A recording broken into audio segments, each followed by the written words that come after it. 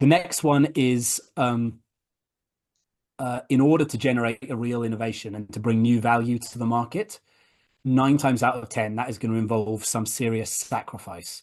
Most businesses, they don't think about what they're going to sacrifice to their competitors and what they're going to be bad at.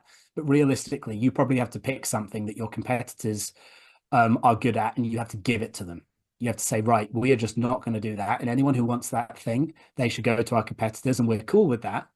Because by sacrificing that thing, it opens up the opportunity for us to do something else, something the opposite, something incompatible, which is new, number one.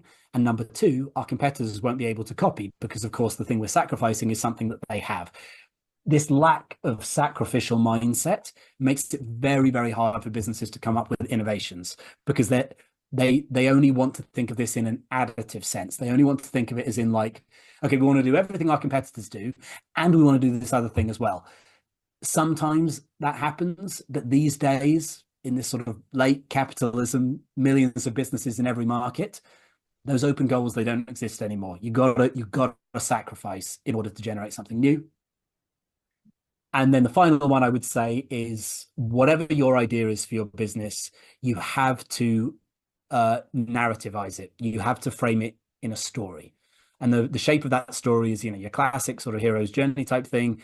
It has to be something along the lines of what is the problem with this industry? What is the secret that we've realized that could change everything? What, therefore, are we going to do about it? Specific action, innovation, like a real thing, not just a vague, fluffy thought. And what value is that going to create for the customer? Like to me, a strategy is never like our strategy is to do X, where it's like this one like thing.